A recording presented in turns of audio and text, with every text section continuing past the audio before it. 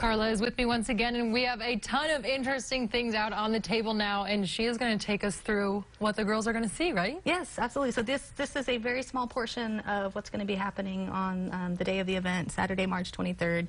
But one of the workshops is with the Angelo State Natural History Collection. And so we have mammals, birds, reptiles, amphibians. Also part of that is a herbarium as well. I'll talk about the greenhouse in just a second. Oh, what's a herbarium? So that's where plants are stored as museum specimens. Oh, wow. Yeah. We're learning something new every day.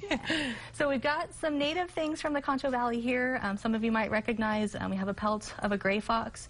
These are all part of the Angelo State Natural History Collection, where literally tens of thousands of animals and plants for research purposes. And so people usually get kind of sad, like, oh, you know, they died, but they were going to die anyway, and now they're available for science. A skunk is native to San Angelo? Absolutely. My guess is probably a lot of you have seen some skunks hit on the side of the road right now. I've seen quite a few recently. Turns out it's the beginning of their mating season. So next time you think they're about trying to cross to get to yeah. Next time you think about Valentine's Day, that's kind of the peak of the season. Wow. So that smell that you associate with roadkill skunk, think love is in the air. So this is a striped skunk. Yeah, this is native to the area. Part of another workshop is looking at the structure of bird beaks and what a bird can eat based on the shape of its beak. So we have, this one is very pretty. Yeah, so if we think about what parrots eat, really hard nuts and seeds. Can I touch it? Yes, absolutely.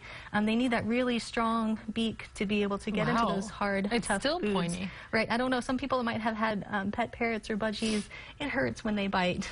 They have a macaw at the nature center right now. I haven't been out in a while. Seeing him bite the peanuts is like, oh my gosh, you don't want that to bite you. And so certainly a parrot would eat something different. We've got a blue jay here. So eating more insect-type food items. Pretty. It's just cool to see their feathers up close like that. Oh, yeah, they're really pretty. And then a kestrel. This is a type of raptor, so a lot of times people will say, oh, it's a baby hawk. But this is full size. This is as big as they get. They do look like it's really like a miniature hawk. Sharp beak there for feeding on little small mammals and things like that. Wow. Sharp talons as well to help them grasp their prey. So that's one of the workshops relating to bird beaks. We also, some 3D printing, so these weren't necessarily from each other, but we can scan skulls of different animals and actually create plastic replicas. That is cool. That's a 3D print? This is 3D printed, yeah. Oh my gosh. And so these are invaluable. We can't replace those specimens. And so having the 3D printed skulls, we can actually let the kids handle them more. If they break, it's not a big deal. Yes. Not losing one of those irreplaceable specimens. Much less will happen if that breaks compared to the real thing. Right, exactly. Everybody watches the CSI, Law and Order type shows, so we hear about DNA fingerprinting and using DNA in crime scene technology. And so one of the workshops is solving a mystery using DNA. So we have an electrophoresis machine. Will they use like their DNA? Oh, no, not their own DNA. We usually shy away from taking cells from them. Yeah. That's probably so you can use a pipetter and load the gel and run that. Some of you might have heard of Mad Mouse Zoo in town. They have a studio over in the Chicken Farm Art Center. I don't have a live scorpion to bring today, but they have tarantulas and scorpions and lots of live animals that they're going to be bringing to their workshop. So if you're not so into the dead things, there will be plenty of live animals to see as well. Or you can stay away from animals altogether with everything else that's going on. That's true, absolutely. So my friends from geology, they're going to be doing a workshop. You can actually make edible geologic layers using candies and cookies. Oh, that's my kind of thing. Yeah. Talking about fossils, we have a shark tooth fossil to kind of remind me of that. Chemistry, several workshops related to chemistry. One is the chemistry of art. So if we think about paint and Prismacolors and map colors and colored pencils, there's a lot of chemistry that goes into that. Yes. Yeah.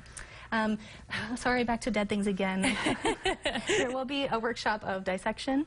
I think either an eye or a rat. So if the young ladies are interested in dissection, that's available for them as well. We have several medical-related workshops. Virtual hospital, the new Archer College at Angelo State has a simulation lab where they have mannequins that can display symptoms of illness, and so the girls can interact with those with real nurses and doctors. Another clinic kind of basic first aid and suturing, so they get to practice sewing up something. So there really is something for everyone. There really is something for everyone. And remind them of the website one more time. Yeah, so girlscoutsofcentraltexas.org, and if they'll search STEM, there's a lot of events coming up. If they'll search STEM for that date, Saturday, March 23rd, open to all girls grades 6 through 12. You need to get your calendars marked and get registered, because this is one event you do not want to miss. Everyone stay tuned. I'll be right back.